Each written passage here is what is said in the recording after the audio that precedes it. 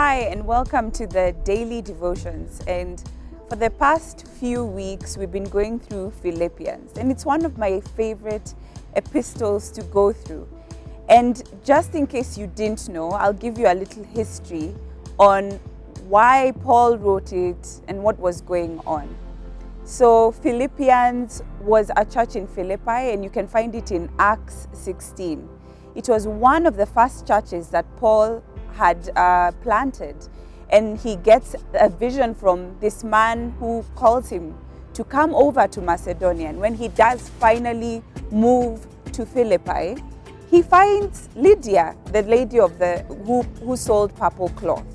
And so years pass, and Paul, right now as he's writing this epistle, he is in prison. But unlike all the other epistles that he has been writing, this is not a corrective epistle, but rather it's to friends.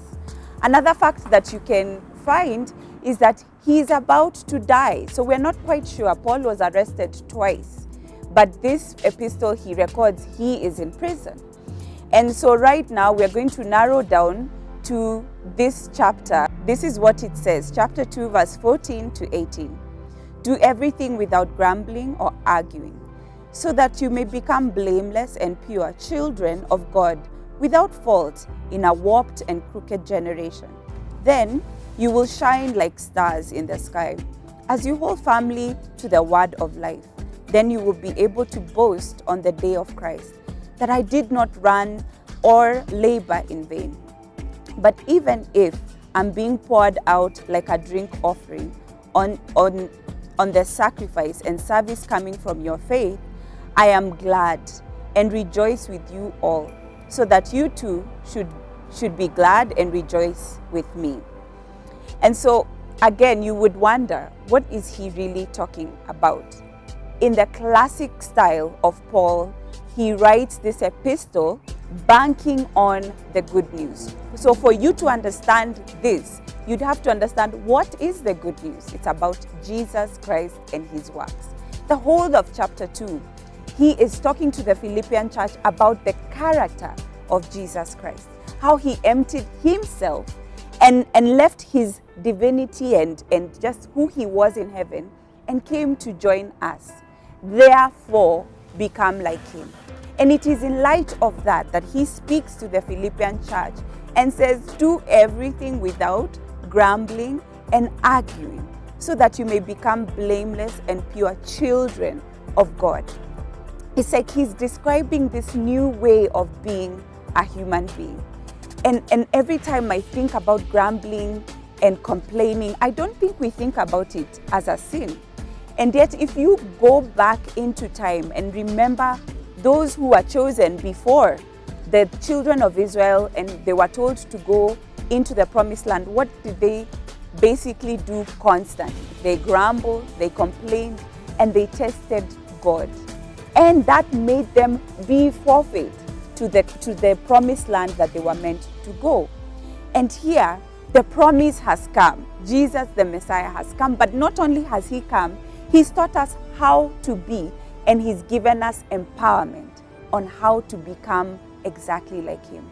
But I know, you and I know, we struggle with the sin of complaining. And yet we have hope that we can live without that. We can actually have power to not live in grumbling. But not just there. He stops and continues to say something amazing. That then you will shine among them, the people who don't believe, like stars in the sky. Did you ever wonder that the way you treat difficulty, the way you treat the situations in your life actually are declaring some semblance of the gospel? They are showing whether or not you believe and trust in the Lord. And I never thought of it like that people are actually watching me. And I ask myself, how have I been living my life out? Am I shining like the sun or the stars, as Paul puts it? Or am I just constantly living as though I'm not really a believer? That I don't have somebody who's holding my tomorrow, my today. And so even as we reflect on just these few words, that we are meant to not live out our lives grumbling and complaining, but to be blameless, to be pure, to be children of God. And if you've been finding it very difficult to do it, lean on Jesus, because he has given us the power and the ability to become this new human.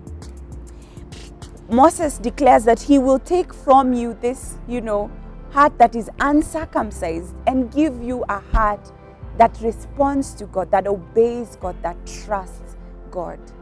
Most of the time, our grumbling and complaining come from that point of lacking faith in God. But how wonderful it is that we can shine amidst Gentiles, amidst people who might not know the Lord, by how we live our lives in faith, giving all the things that frustrate us, all the things that make us vexed, and giving them to the Lord. And we are able to do it even when we feel it's difficult. We are able to do it because Jesus did it before. So I ask you to even just go again and read chapter 2 and see what Paul is describing Jesus as. In light of that, it will give us empowerment to live our lives with trust, no complaining, and no grumbling. So thank you for joining us this week. Goodbye, and have a lovely week.